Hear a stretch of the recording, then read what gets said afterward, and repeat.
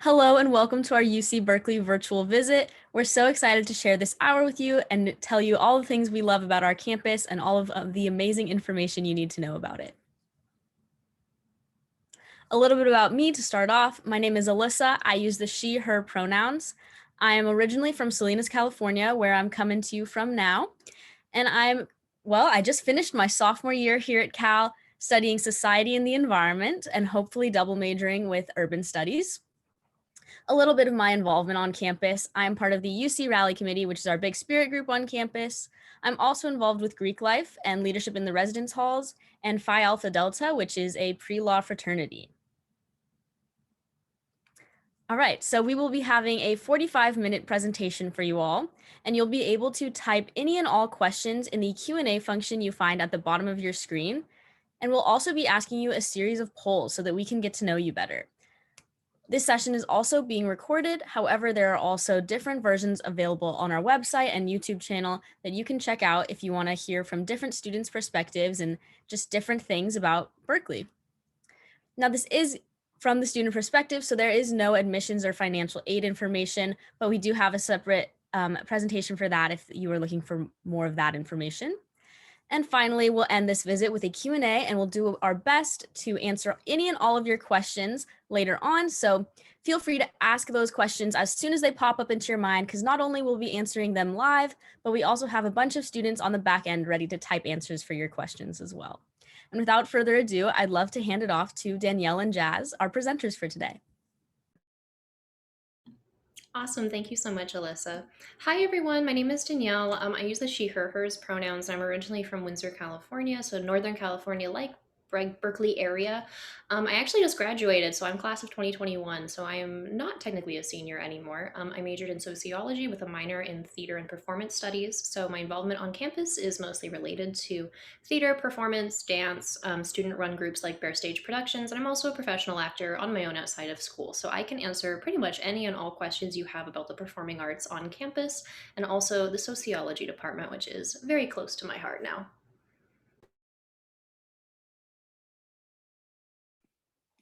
Hi, everybody. My name is Jazz, pronouns she, her, and hers, and I am from Seattle, Washington.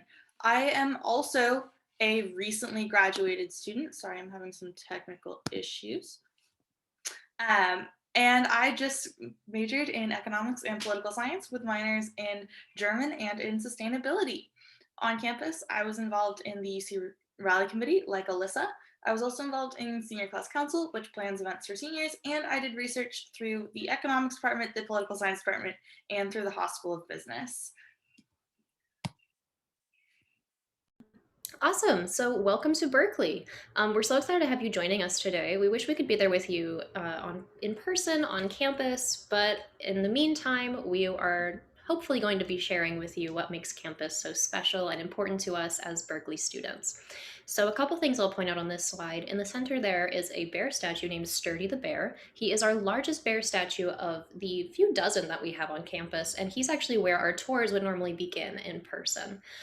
You can also see Memorial Stadium, which seats over 60,000 people in the top left corner, another important campus tradition that we're looking forward to getting back to soon. Last but not least, we celebrated 150 years of women at Berkeley with some really special events and special historical tours. So that was also a really fun event that happened in this last year. Even though we were virtual, we did find ways to celebrate Berkeley's legacy. All right, so through the tour, we're going to try and give you a full overview of UC Berkeley, including academics, housing, dining, health and safety, student resources, student life, athletics, library and research, and remote learning. However, if there's anything that you specifically want to hear about, make sure to let us know. You can put it right in the Q&A, and we will make sure to answer it either on screen, or we have a bunch of people on the back end that can answer it for you too. So a little overview. UC Berkeley was founded in 1868 and goes by a bunch of different names.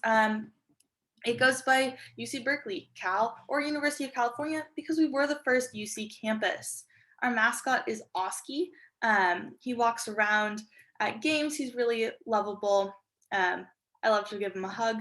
And we are a pretty large campus. We are about 30,000 undergraduates and about 12,000 graduate students. On your screen right now, you can see a bunch of different historical landmarks around campus. On the top right is Sather Tower, or the Campanile. Um, you can go up it and look around at the entire Bay Area. It's a great view. You can see San Francisco, Oakland, the hills behind campus itself. And right below that is Sather Gate, which used to be the entrance to our campus. Awesome. So now for a little bit about our campus culture. Berkeley really prides itself on our students and staff being change makers.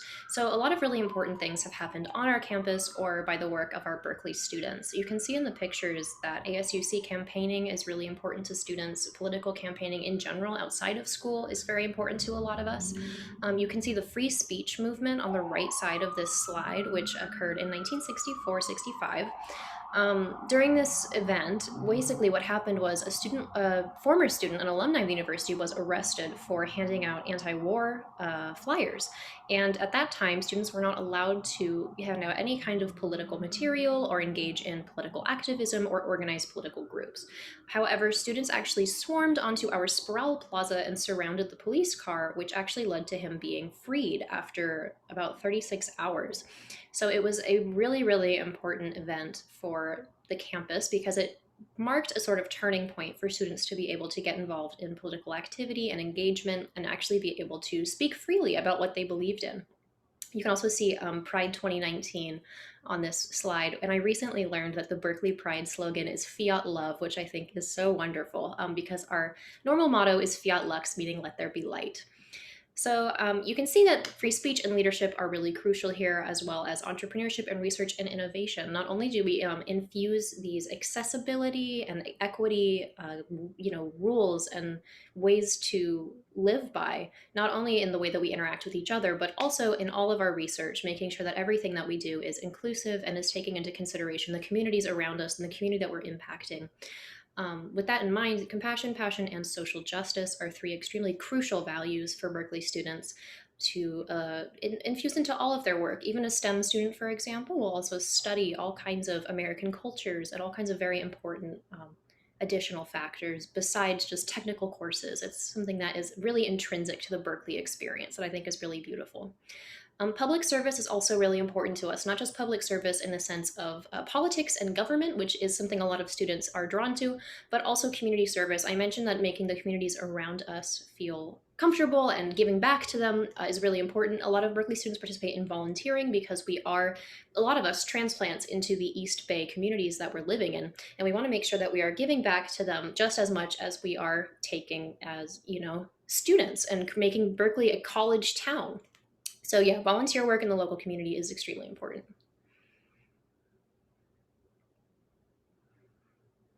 Awesome. So to continue off of this, there's a little bit more about Berkeley culture that kind of overlaps here. On the top left of the slide, you can see a protest going on the Mario Savio steps, which is actually where the free speech movement took place.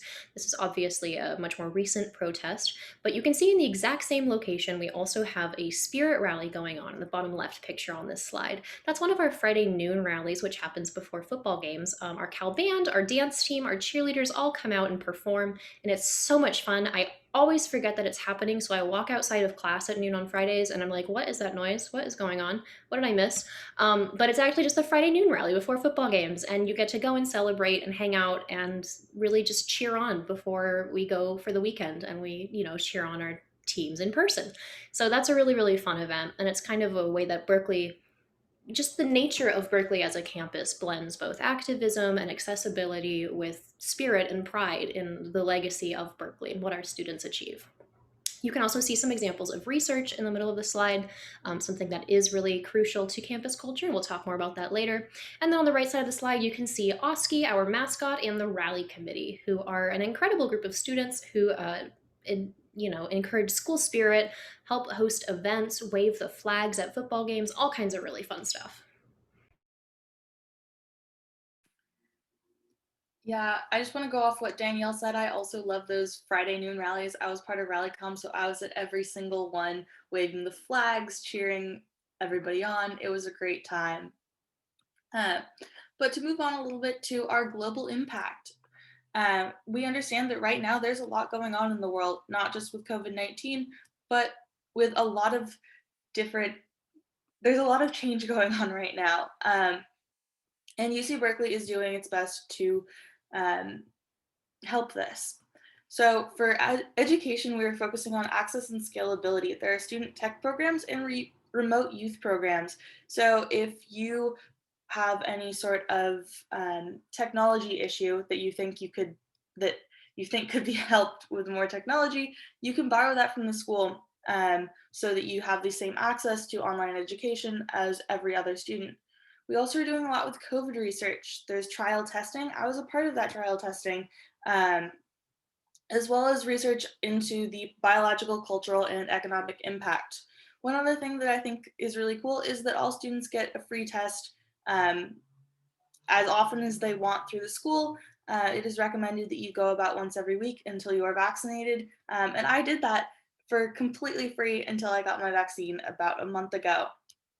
We're also doing a lot of work in advocacy and social justice, focusing on human rights and anti-racism. Um, Also focusing on resilience, preventing trauma, and burnout, because there are a lot of other societal and cultural issues going on right now beyond just the simple public health issue of COVID-19. And we want to recognize that and do our best to help the world around us. Helping the world around us is something that you're going to notice a lot in this presentation. It is a pretty common theme at UC Berkeley.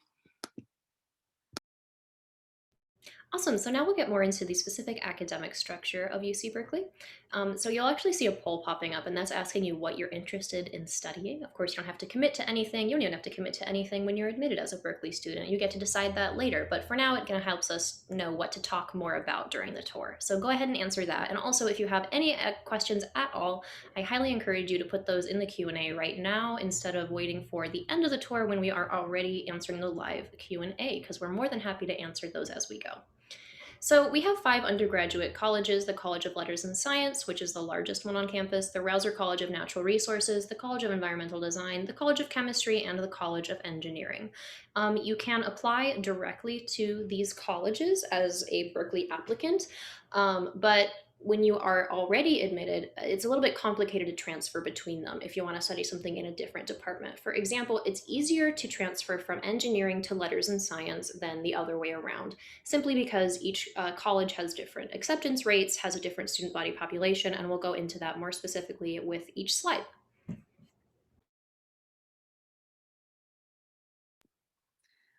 All right, it looks like we've got a lot of people interested in biological sciences, as well as some people interested in social sciences, art and humanities, and engineering. We will talk about all of those.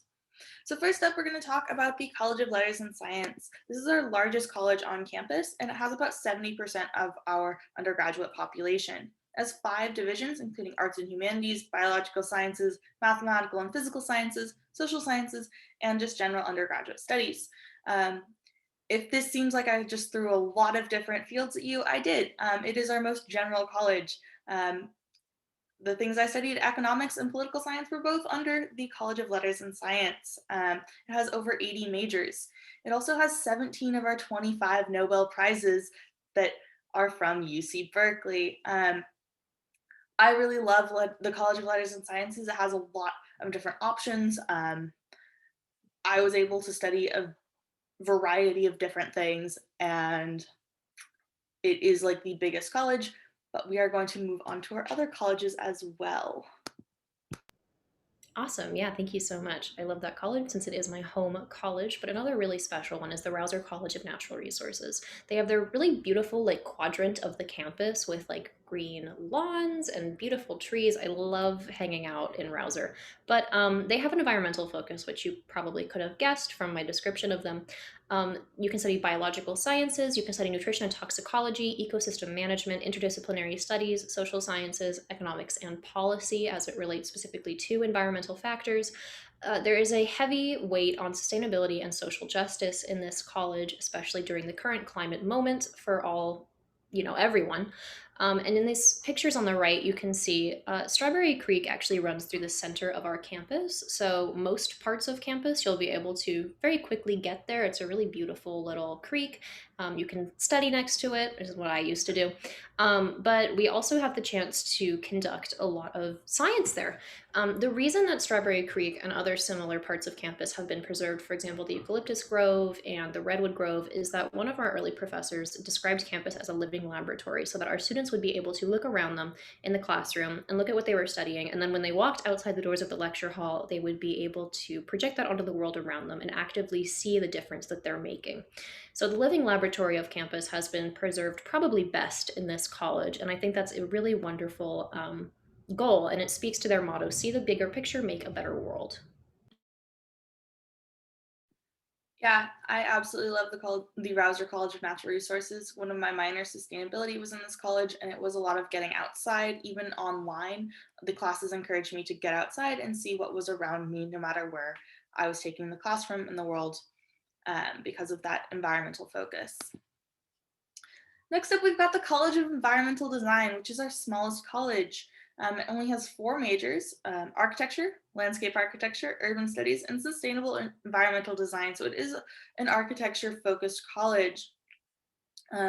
Its motto is to craft ecologically sustainable and resilient, prosperous and fair, healthy and beautifully built environments. And that really goes back into everything that they do in the College of Environmental Design. They really are trying to make environments that are not just beautiful, but also healthy and sustainable, fair, everything that it listed. On the right, you'll see Worcester Hall, which is the main hall of the College of Environmental Design. It has this big tower on it, which is full of student spaces so that students can have their own areas so they don't have to bring all of their projects back to their apartments or their dorms every night. And it's a really great space for students in this college to have that place to just work by themselves and get everything that they need to do done and make sure that they have all the resources that they need to have. Awesome. So now we'll talk about the College of Chemistry, which is actually ranked #1 globally, which is a huge achievement. The College of Chemistry has about 1,000 students and only 3 majors. So there's chemistry, chemical engineering, and chemical biology. This is one college where it's important to apply directly to a major. If you're admitted to the College of Letters and Science, you will be admitted undeclared no matter what you put on your application. You'll declare your major later on in your college career, but chemistry and engineering are special in that you do have to know what you want to study when you apply. There are a couple ways around that. For example, engineering has the engineering undeclared entry pathway, but once you are in those colleges, you can also switch between majors. But basically, just keep in mind that you have to have a kind of specific target for these ones when you're applying. Chemistry is known for innovation and research. It's a really special part of campus. They've got their own little quad. They've discovered 16 elements there, including berkelium, californium, lawrencium, seaborgium. Really, really special. Love to look at the periodic table and realize that so many of them were actually just found or created at Berkeley. The Lewis dot structure is also an invention of the College of Chemistry. Our own Professor Lewis actually created it in order to make our introductory chemistry course easier for students to visualize the valence electrons around an atom. I think that's what it is. I haven't, taken chemistry since high school, but I think that's what that means. But yeah, anyway, it's really cool. We actually have a building called Lewis Hall named after him too. So that is also a special contribution to the history of chemistry. And last up, we've got the College of Engineering. It has about 3,800 students in 11 majors, all focused on engineering. Um, it is recommended that you apply directly into it. Although you can transfer in, it is a rare occurrence. Um, However, like Danielle said, there is a way to apply undeclared into the major. In the major, you will have to take or in the college, you will have to take humanities and social science breadth classes. They do want to make sure that every student at Berkeley gets a rounded education, but you will be focusing on those technical engineering courses. If you're interested in learning more, we do have a separate engineering virtual visit that you can find on our website. The motto of the College of Engineering is to transform the lives of our students by preparing them to become successful leaders and innovators for positive change. And that really goes into what the College of Engineering does, trying to innovate for positive change in the world. All majors in the College of Engineering are ranked in the top 9 globally, so it is a really high-ranking school and one that we are very proud of. Awesome. And I saw from the poll that most of you guys are high school juniors. I want to also talk about graduate schools, knowing that that may be a more far off goal, but it is actually of interest because the Haas School of Business offers undergraduate programs. So, Haas School of Business is a very high ranked global business school, and they offer, as a Cal student, a couple of ways to enter actually as a freshman. For example, the Global Management and the MET program are freshman entry pathways that you can directly apply to and be admitted to. If you're a Cal student in any other college on campus during your sophomore year, you can also apply to move into Haas as a business administration major, which is a really, really cool opportunity to get an undergraduate experience from a really amazing graduate school. A lot of these graduate schools that I'm going to list also have classes or minors that you can take as an undergraduate student too. Public health and public policy being key examples of that. But we also have the School of Education, the School of Information, Berkeley Law, the School of Social Welfare, Optometry, and the School of Journalism. So that is a really, really awesome breadth of knowledge. Being on campus surrounded by graduate students and PhD students, people who are really at like the pinnacle of knowledge in our field, is really, really exciting and impressive. I love taking classes where graduate students are also there because I feel like I just learned so many things that I wouldn't have gotten exposed to. And also, a lot of undergraduate departments offer graduate programs. For example, you can be a graduate student in the Department of Theater, you can be a sociology graduate student. You don't have to be in a graduate school. So, just something to consider after your undergraduate career. One other thing I do want to point out is that a lot of people are worried about if they don't get into the Haas School of Business or into the School of Public Health, but you can take classes in them even if you're not in those majors. I have a lot of friends who have taken classes through Haas. I've done research through the Haas School of Business. There are ways to get involved in these schools, like Danielle said, through minors, classes, even if you don't take that major. Moving on to the structure of our classes. So a lot of our classes will be that big lecture format that you hear about or that you think about when you hear about college. I think my largest class was about 600 students. However, every large lecture class over 75 students will have separate discussion sections. And the discussion section will be made up of about 20 students with a graduate student instructor who is in that field, who knows the class, who is going to the class with you, and who can make sure that nobody is falling behind in that large lecture setting. In addition, there are always office hours. Every professor and every graduate student instructor will have office hours where you can go ask them any questions that you like. That means that if you're taking a class from a Nobel laureate, you can go to their office hours. My recommendation, if you take something away from this tour, is to go to office hours. I have gotten paid research from going to office hours because no other students did. I've gotten grades moved up because I went to office hours. I've gotten so much help from office hours. Go to office hours. But our class size, we do have a 19-to-1 student to faculty ratio, and 81% of our classes have fewer than 50 students. You will have a mix of different class sizes. I think I had 600 people in my economics 1 class. It's a really big class. However, I've taken classes with 3 other students in the German department, and it was just 3 students and a professor. There are also a lot of resources for students. The Student Learning Center is a great resource. It offers tutoring for all those really hard classes that you're going to take. And if you did really well in those classes, you can get paid to tutor other students.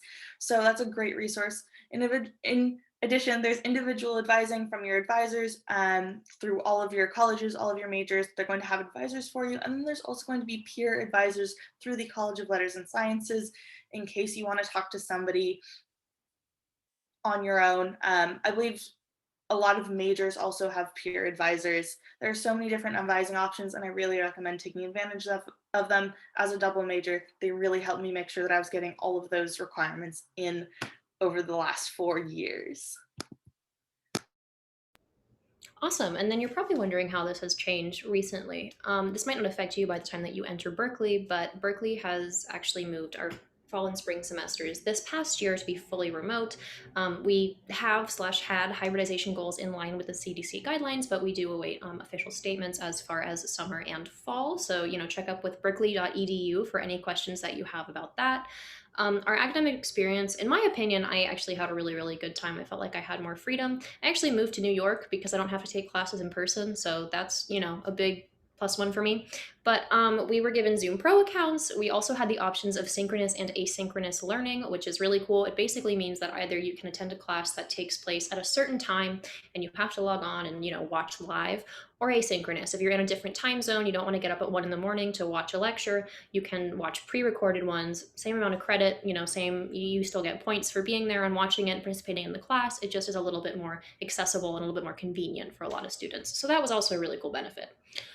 Resources, the same resources on the previous slide that Jazz shared have all moved online. So there's virtual drop-in tutoring. The Student Learning Center is still in operation. But with all of that in mind, we've also taken into account the recent Bay Area like fires in order to prioritize instructional resilience, which basically means that if a pandemic happens or a fire happens and there's like a smoke in the air, or there is just some kind of issue like a big power outage, if anything happens, the university is prepared to move online and is prepared to still offer the same education and resources to students in case this happens. So one of the ways that we have been kind of innovating in that area is the Semester in the Cloud system, which are classes that are designed to take place completely online, and kind of just innovating ways that we can emulate the Berkeley experience if something like this should happen in the future, without students having any kind of quality of life complaints, any kind of social lack of social opportunities, stuff like that we have learned from this past year of Berkeley making some really awesome choices, in my opinion, of how we can kind of preserve those important parts of the college experience. All right, moving on to housing and dining. So you're gonna have a poll popping up right now that's gonna ask where you're joining us from. Wherever you're joining us from, we want to welcome you to Berkeley. So in a typical year, there are residence halls and suites. And freshmen do get priority. So residence halls are going to be those typical dorms that you think of. It's going to be about two to three students to a room, and then all the rooms on a floor are going to share a bathroom. In the dorms, you're going to have different resources. You're going to have the residential assistant, or your RA, that's going to be a older student that's going to live on your floor with you, and it's going to be there if you ever miss home, or you're having trouble in classes, or you're having roommate issues, and they're really going to be a resource for you. You're also going to have theme programs. So that's people who are living together because of a shared interest or identity. So some examples are our Unity theme program, which is our LGBT Q plus theme program, or our African American theme program. All right, so from the poll, we can see that a lot of you are from other states in the Pacific time zone. Well, welcome to California. We've also got people from just around. Okay. When you are living in the dorms, there is a meal plan included in your dorm fees. So that way you do get those meals at the dorms. So don't worry, parents, your kids will not go hungry. During COVID-19, all the rooms have been moved to single rooms, and face masks are required when you are not in your room. However, students have had social pods on their floor so that they can have that social interaction that you all want to have when you enter college, so that they can still make those friends, have those experiences, make those lifelong relationships. Lifelong relationships is true. We can talk more about that when we talk about social stuff, but yeah, dorm friends are true friends. So transfer and continuing students, I don't think we indicated that there were any on the tour today, but just to talk about continuing housing, you can continue to live in campus housing after your first year, although that is fairly uncommon for students. A lot of people move off campus, so getting an off-campus apartment with your friends is actually a really, really common way to live at Berkeley. There are also kind of campus adjacent housing options, like there's the International House. You don't actually have to be an international student to be part of that community. There are affiliated properties projects, which are like Garden Village is an example of that. There's also co-op housing, which is very, very Berkeley. It's a really cool system where you live in at a house, at a residence with a lot of other students, and then in exchange for your rent being more affordable or just getting a discount, you contribute to the house by cooking or cleaning for everyone. So there's a lot of really, really cool communities that my friends are part of because of that. There's also Greek housing, which is another type of community, but a community all the same, where you, of course, live in if you choose. You don't actually have to live in if you're involved in Greek life at Berkeley, though. Meal plan. Yes, you can get a meal plan even if you are not living in a dorm or on campus housing. If you love Crossroads that much, it is definitely a crucial option for you. So, and then last but not least, Cal Housing website is housing.berkeley.edu for anything more specific or to connect with them directly.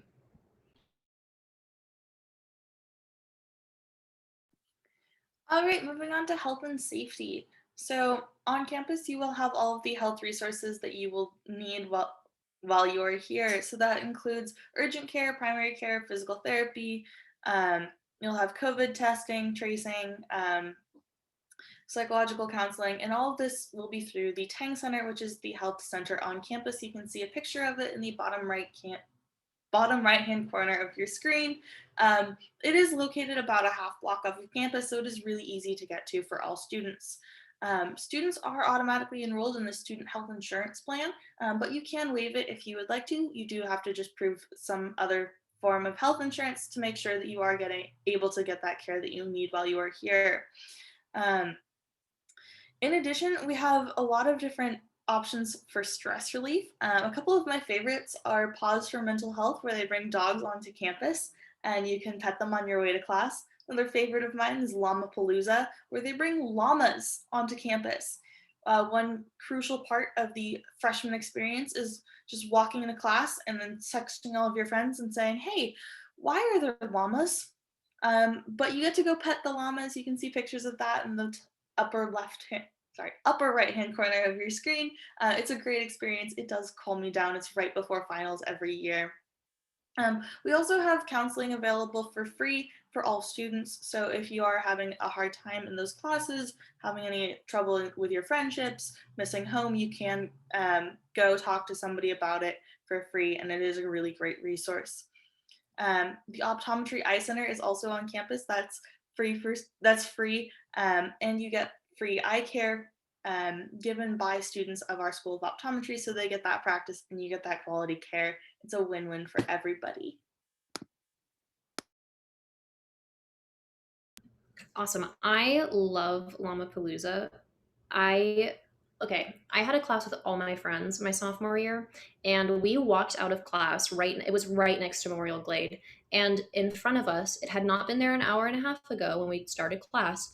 There was just a sea of llamas and college students, and I didn't know what to make of that. But we had another class to get to, but we spent all of passing period just hanging out with these llamas because it felt like a glitch. Like it felt like something was like off. It was so funny. I love Llama-palooza. Okay.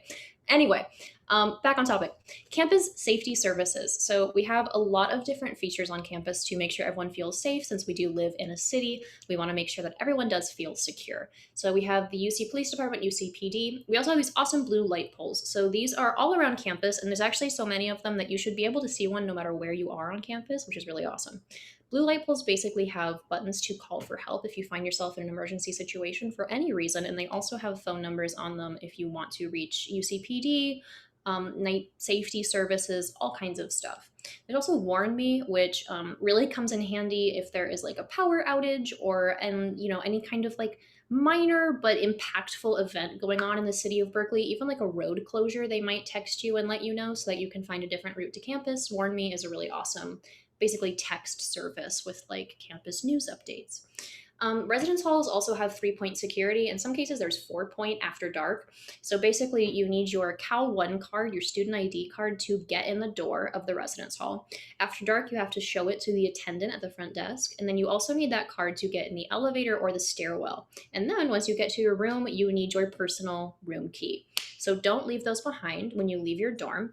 I learned the hard way because if you get locked out, you do have to call someone and have them like let you back in. And it's so embarrassing to just be sitting in your hallway, steps away from your comfy room, and have to wait for a stranger to come let you back in because you forgot your key. So don't do that. But 3-point security is there to make sure people feel safe. So night services, we have the night safety shuttle, which is exactly what it sounds like. It runs around campus and around the city after dark. It actually can drop students off directly at their freshman residence halls. It is a really, really crucial service because a lot of stuff at Berkeley happens after dark. There are concerts, there are live events, there are plays and performances, there are dance showcases, there are, I don't know, I'm sure that there's some athletic groups that do stuff at night. Berkeley's crazy. There are so many things going on at once. I miss it immensely. And then Bear Walk is another night service. Anywhere you are on campus or around campus, you can call the Bear Walk phone number on the back of your Cal One card, and a student who is trained to walk you home and accompany you. They're really good at chatting about whatever. They're really lovely and friendly. They will just walk you to your door so that you feel safer if you do feel that way. The last thing I'll add on this slide is that I have walked around Berkeley at all hours because of coming back late from work or going to events, just pretty much anything. And while I would never recommend that anyone else walk around a city at night alone, I have always felt very, very safe. And I've always felt like I am close to the student community, or at least adjacent enough that nothing would happen to me because I do feel like the Berkeley community watches out for each other as students. So yeah, that is my 2 cents about safety on and around campus. Yeah, I absolutely love the Bear Walk program. Every time I take it, I make a friend. It's a great experience. There are other students they love to talk to. Moving on to student development, we have a lot of resources on campus, specifically about identity and community. We have a lot of centers for educational justice and community engagement, as well as the Transfer Student Center, where there are resources specifically for transfer students. We've got resources specifically for undocumented students, and we have the Associated Students of the University of California. This is our student government. So if you were involved in student government in high school, or even if you weren't and you just want to get involved in what's going on the Berkeley campus, this is one way to help shape the future of Berkeley. In addition, the ASUC is students working for students, so they are working to make sure that the Berkeley campus is best serving the students that are on it. We also have student development offices for support and equity. So one example is the Basic Needs Center, where they make sure that no student has to go without food or housing while they're at Berkeley, because those are not things that you should be worrying about in addition to your math test. We also have the Disabled Students Program, which makes sure that students with disabilities, with any type of disability, gets the resources that they need to be able to succeed at UC Berkeley. So one way that most students interact with the Disabled Students Program is through note taking. If you take good notes, you can be paid to upload those for other students in the class that need those notes, who are in the same class. That way they get the help that they need, and you get a couple $100 at the end of the semester. It's a great way for everybody involved. And it makes sure that all students do get those resources that they need. In addition to all of these, there are so many other resources for students on campus. Awesome. So beyond academics, we have over 1,000 registered student organizations, which may seem like an unfathomable amount. It was to me too when I applied to Berkeley, but you actually see it in person on campus when all these tables are lined up down Sproul Plaza, or you go to our different events, Caltopia or Calapalooza, and you see them all asking for, people to sign up, audition, interview, get involved. It's really, really exciting. You can use a website called Cal Link to look up specific student organizations. If you have a specific, area of interest, like a religious organization, an ethnic group, backgrounds organization, a performance organization, pretty much anything you can imagine exists. If it doesn't, you can also create it. Volunteering, like I mentioned earlier in the slideshow, super, super crucial for a lot of students to give back to our community. Not, essential or required of any student, but definitely something that is well regarded, highly encouraged. Campus employment. What we're doing right now is a campus job. You should sign up to be a campus ambassador. It is really, really, really fun. But you can also work in the library, or you can work at our cafes on campus. You have a lot of different options to suit you specifically. We also have the Career Center, which is not focused on campus employment, but but more about resume editing, cover letters, mock interviews, networking events, all kinds of stuff there.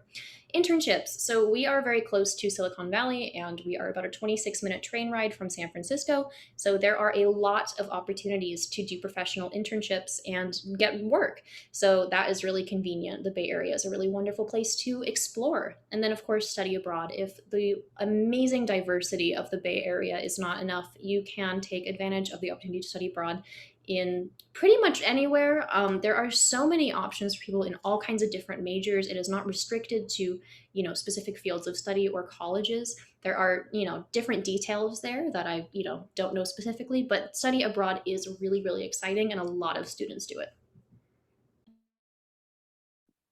All right, moving on to something really close to my heart, athletics at UC Berkeley. I have gone to every single football game that has happened while I've been here, except for one where I did have the flu. We have 3 levels of competition at UC Berkeley. We've got Division One, which is going to be that football team that you watch on TV, and other really high level teams. We're also going to have club teams, which are a little bit lower level. Think of it kind of like a high school sport. They're still going to be practicing multiple times a week and traveling around the Bay Area to compete.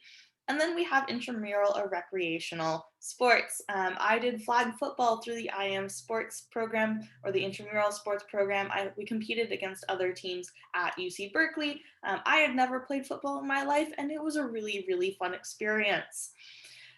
We have the California Memorial Stadium, which is where our football team plays. One really cool thing of IM sports and a lot of club sports is that you can sometimes compete in the California Memorial Stadium on the field where you watch the football team play on the weekends. It's a really, really fun experience to just be on the field and look up and see all the stands. We also have Haas Pavilion, which is home to our basketball teams, our gymnastics teams, and our volleyball team. We also have the recreational sports facility, which is our gym for students. It has treadmills, weight rooms, pretty much all the exercise equipment you could hope for, and also workout classes. I went there this morning. It's a great way for students to stay in shape. One really fun fact about UC Berkeley is that if you counted up all of our Olympic medals, we have 207, which is really high number. We have amazing athletics here, and they're really, really fun to watch.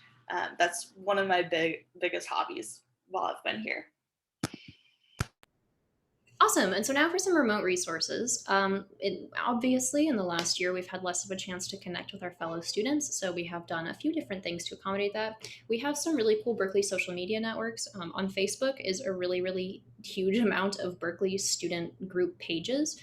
Meme pages or actual community pages, like a bunch of different options exist there to connect with people. Student groups and clubs have also moved completely online. So they are holding social hours online, and they're also having their normal activities online. So for example, Bear Stage Productions, which is a student-run theater group, had online performances via Zoom, which I thought was kind of crazy because how do you watch a play on Zoom? Isn't that just like a film? But anyway, it was really, really cool. There are so many, like, it's unlimited the things that you can do with the Zoom platform, and I was not expecting that.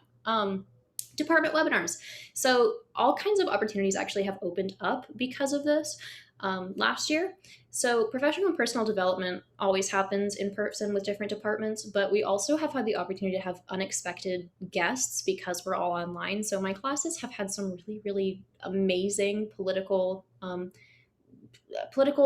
people, journalists. I don't know how to describe them. Just very influential people who I didn't think I'd have the chance to speak to personally or ask questions of during undergrad, and I did because of the pandemic. So that was really special. And then GBO happens every year the week before school starts for freshmen, and GBO actually moved online. So it's the focuses of GBO are advising, preparation, and networking, becoming familiar with Berkeley and the resources that it offers you as a freshman, and that has all transitioned to virtual at this time. All right, so we have libraries and research. On campus, we have 24 official libraries with over 13 million volumes of books. What this means is that the excuse, I can't find a book, is no longer works for your classes. But it also means that you can always find somewhere to study. One thing really close to my heart is research. We have a lot of research here on campus. About 40% of our undergraduate students are involved in some way through their years here. I've done research on 4 different projects now, so I really do like research. The biggest way to get involved is through the undergraduate research apprenticeship program, where you can just look through a list of opportunities and apply to whatever you want to do. It's a really great way. It's really easy to get involved, and a lot of students really like it. We also have departmental opportunities through whatever department you're in to get involved in research specifically through that department. Awesome. And so now to talk about some really famous figures on our campus. The one you may most recently be familiar with is, of course, Dr. Jennifer Doudna, who won the 2020 Nobel Prize in Chemistry for her work on gene editing via CRISPR. She actually heads an institute at the university called the Innovative Genomics Institute, which is a really, really special place. It is in the city of Berkeley. It's a little bit off campus, and there are a lot of opportunities there. And you can actually learn from her as a Berkeley student. She frequently teaches the first level like introductory biology course, and so you can actually speak to her and ask her questions at office hours, and a lot of students take advantage of that because she is like a really special figure on our campus. There's also, of course, Beverly Cleary. She graduated in 1938. She has authored, of course, children's books that you may have read. I remember those from my own childhood. Stephen Chu, the former US Secretary of Energy, was also a Berkeley graduate. And Steve Wozniak, the co-founder of Apple, as well as the other amazing figures on this slide. All right, I want to just go through some campus highlights because we do have a really, really beautiful campus. I am still in Berkeley, so I do get to walk through campus every day if I want to. Walking around, you're going to see Strawberry Creek, which is in the center bottom of your screen, and that's just the creek that runs through campus. Danielle talked about it before, and it is beautiful to be able to walk through, study next to that. We also have the eucalyptus grove, which is around Strawberry Creek. You can see that in the bottom left-hand corner. Through Eucalyptus Grove, you're going to see tons and tons of squirrels running around, chasing each other. They're really cute. You're going to run into them all the time on campus. You can see a picture of one in the top left-hand corner. And then there's just exploring around. There are so many hiking trails behind UC Berkeley's campus that you can go to anytime. There's so many great views of the entire bay. I love the bay. I'm from Seattle, and Seattle is known as being a great outdoor area, and I think the bay might have better outdoor areas. So I just love walking around UC Berkeley's campus, and I'm excited to show you some pictures of it. Yay, thank you both so much. That was an amazing overview of our campus, and I just loved hearing from both of you. We're now going to move on into our Q&A. So our first question is for Jazz. You mentioned research a little bit towards the end of the tour. So someone asked, how accessible are research opportunities in labs? So if you want to take that one on. Yeah, so first I'm going to talk about the research that I've done, and then I'm going to talk a little bit more about like STEM research in labs. So I've done research through 3 different departments now. I did it first through the political science department, and then I did 2 projects in the economics department, and then I also did some research through the Haas School of Business. Um, and so the first research I found was from URAP. You just go through and look through all the opportunities, and then you can apply to whatever you want to. That's really cool because you can apply to research opportunities in any division or any area that you want to. So if you're studying in psychology, but you really want to apply to something in economics and you think that you have the skills to complete the research opportunity, you can apply to it and they might pick you because you might have those skills. And so that's a really cool way to get involved. Another way that is not really talked about enough is just asking your professors. Like I said, go to office hours. I once got an A on a midterm, and I went to the professor and I was like, "Hi, I want to work. I want to do research for you," and he gave me research because he needed somebody to do research, and I wanted to do it. So go to office hours, ask your professors, look into what they've done before, and ask them questions about it. Show that you're interested. And it will work. Like I also mentioned departmental opportunities. There's so many ways to apply through your departments. Each department does research. So just find out what it is. Most of them have an application process that has separate opportunities than URAP. There's so many different ways to get involved. every way that I have talked about now has led me to do more like social science research. However, those are all the same ways that you would get STEM research in a lab. You would go on the URAP site, you would look through, and you would apply to the labs that you want to apply to. Or you would look through the research that your professor is doing right now. And there are just as many opportunities in labs as there are to do social science research. So whatever type of research you want to do in a lab, on a computer, going through archives in the libraries, there's a way for you to get involved here. And not just one way, there's probably a half dozen ways for you to get involved in whatever type of research that is. Yeah, absolutely. And I think you made a really good point that research is not just about, it's not just STEM, which I thought coming into college, I was like, oh, research is just like science. I don't really want to get involved in that. But now I'm realizing that it's so much more and you could do it through so many different pathways. So I'm definitely looking to get involved next semester. Our next question is for Danielle. This one's really exciting. What places or landmarks on the campus would you recommend when visiting? Yeah, so the obvious answer is the Campanile, which is, our clock tower in the center of campus. With the caveat, by the way, that our campus is not actually open to the public right now. So wait until you are officially allowed to visit before you go to our campus for safety reasons. But yeah, the Campanile is one of our most iconic landmarks. It's also called Sather Tower. Has a really, really beautiful view from the top. Yeah, it's like 306 feet tall. It's only like $4, I think, to go up, so that's really fun. Other than that, I definitely landmarks is tricky because, like, do you want like a cool building or do you want like outdoor stuff? So go to Doe Library, which is so beautiful. If you just Google Doe Library, you can see that it's like a beautiful Greek building. It kind of looks like the Parthenon. It's like so stunning. You can also walk around inside there. It's usually open to the public to just like browse a little bit. You can also check out Memorial Glade there. There's usually, during a normal year, there's students, playing music and playing frisbee and all kinds of fun stuff. That's a great place to hang out. I also recommend checking out West Crescent. It is a much less like student, it's like a less influential spot on campus for students. Like it's not like a place a lot of students hang out like Memorial Glade, but it's really, really beautiful. Every spring the cherry blossoms actually bloom in West Crescent. It's just the westernmost part of our campus where the University of California's sign is. And I was very mad. Well, I wasn't mad, but like I want to see the cherry blossoms every year. And so I didn't get to see them last year or this year because obvious reasons. So I love them. I highly recommend checking that out. Near campus, I also, if you are near campus, I highly recommend just like going up. There is a road that runs behind Memorial Stadium, like literally immediately behind it.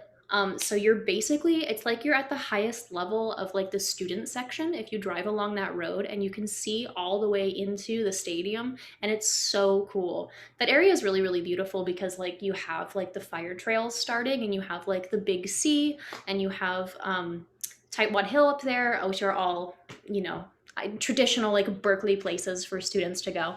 But yeah, the view into the stadium is another one that I'd recommend. So hopefully it's enough recommendations.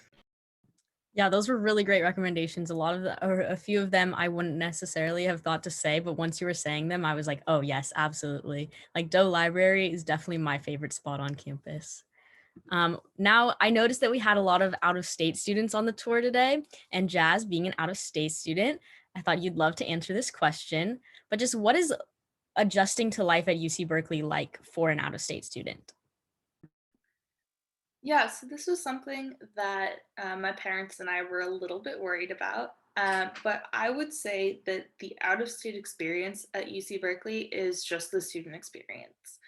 Um, I was pretty worried that I wouldn't really know what was going on, and that I would be kind of lost this far away from home. I'm about 1,000 miles away from home.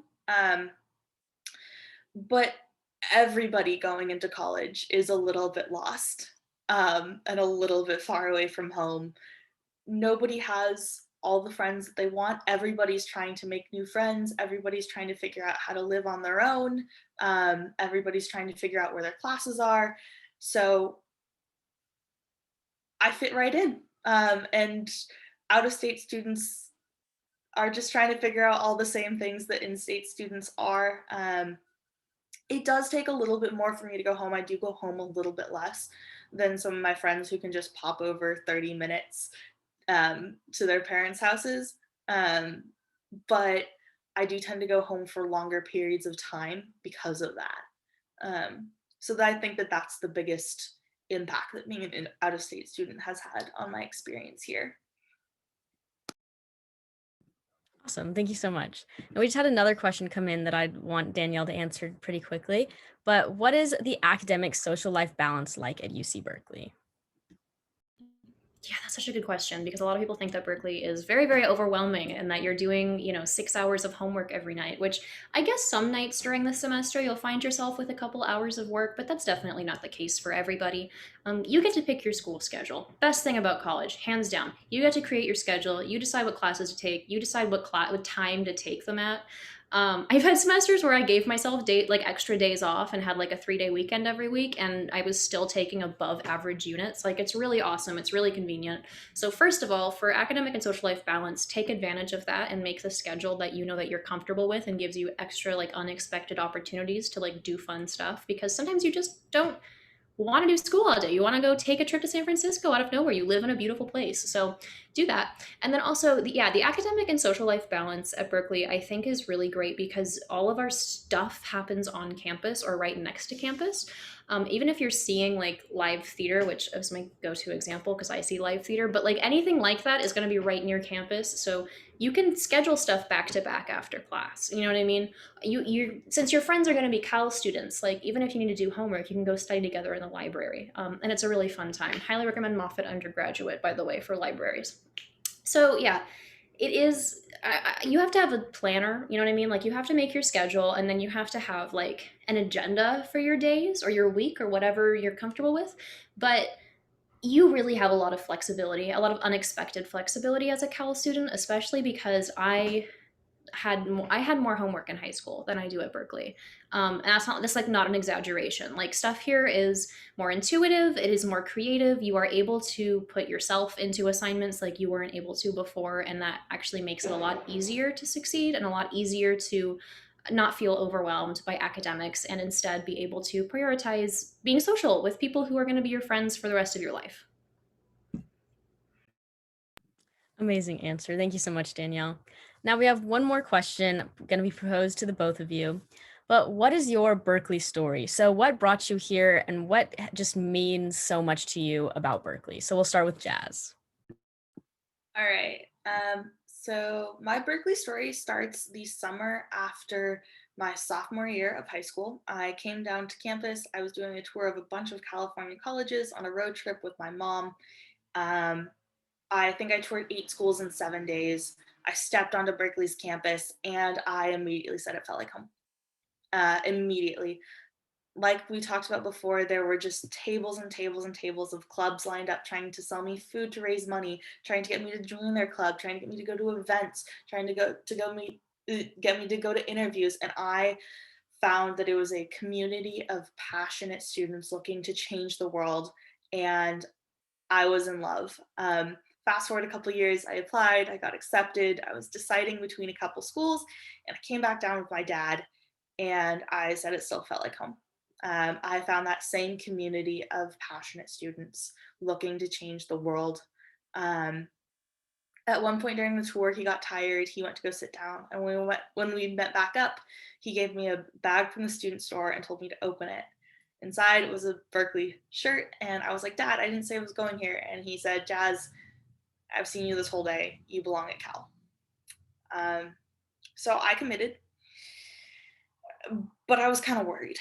I was worried that everything I saw on the tour, um, everything I saw on those first couple days, those first couple visits to campus would wear off. That the novelty of Berkeley would wear off, and that students that I thought were really passionate would just be trying to get to class, and that students that I thought were trying to change the world would just be trying to get a good grade. And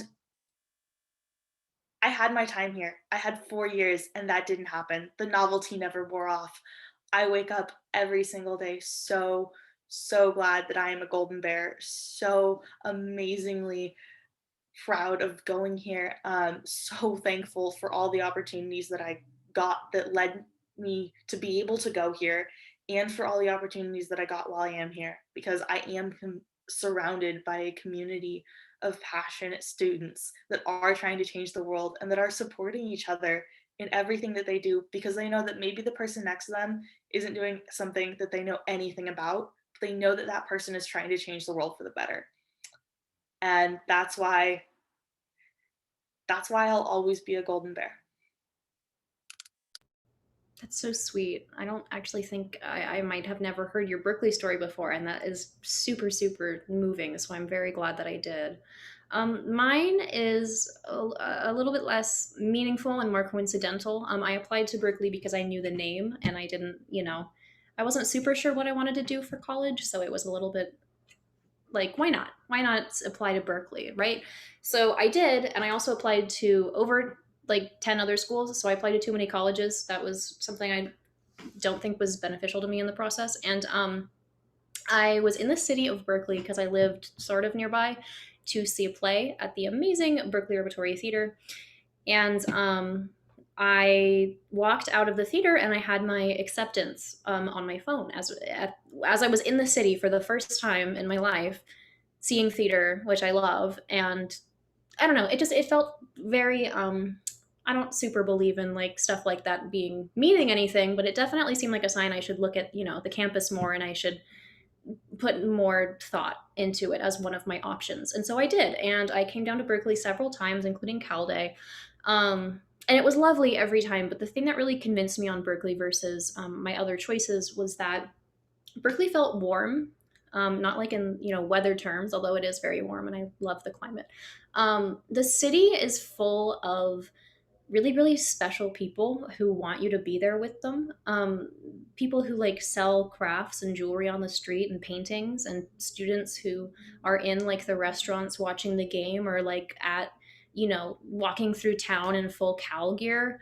And just on campus, even though they don't have to be, because they love being there and it's so beautiful. And it just felt like a place where they wanted you to feel at home, and they wanted me to feel welcome, even though I hadn't committed yet or anything.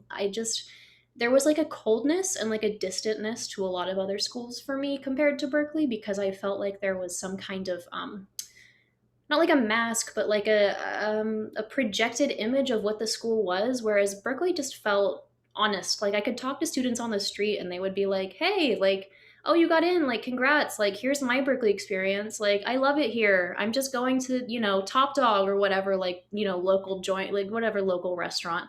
So it just felt so welcoming. And I second what Jazz said about everyone having like a passion. Everyone wants to tell you about their passion too, which I wasn't expecting. I share this in every Berkeley story. You get into Berkeley because you have something that you can talk about for ages that no one else can, and so does everyone else. I've been at a party sitting on the ground while someone drew electrical engineering diagrams on a piece of paper. I thought that was the coolest thing. I didn't understand a word of it, but I was like, these people are celebrating around us, but we just want to do homework, like, because we love it. We love being here. We love studying. So yeah, that is pretty much my Berkeley story, but more specifically, that's kind of what Berkeley represents to me, and that's kind of the environment that I belonged in. Thank you both so much. I think you both really captured sort of the magic of Berkeley and what it means to be a golden bear. So thank you. Before we say goodbye to our visitors today, I'd like to share just some resources to stay in contact with us. So for our U Visit tour, which is sort of a virtual 3D walk around campus, you can see really what it's like to be a student and walk around.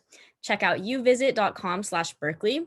You can follow us on Instagram at Visit UC Berkeley. If you have any questions that we weren't able to answer today, or just questions that are coming to your mind later on, you can send us an email at tour@berkeley.edu. Check out the Bear Talk blog, where students just like the three of us can write about our day-to-day lives. We also have our different recorded virtual visits available at Visit UC Berkeley on YouTube. For more information about that 150 Years of Women celebration that Danielle mentioned, check out 150w.berkeley.edu. For our admissions presentation, admissions.berkeley.edu/visit. And finally, to sign up for ambassador student panels where they're just full Q&As the whole time, or engineering specific visits, you can sign up for those the same place you signed up for this tour here today. And finally, a big thank you to all of our guests and to Danielle and Jazz. And I'd like to end this tour with a big Go Bears on 3. So if you two would like to join me. All right, 1, 2, 3. Go Go Bears! Bears! Bears.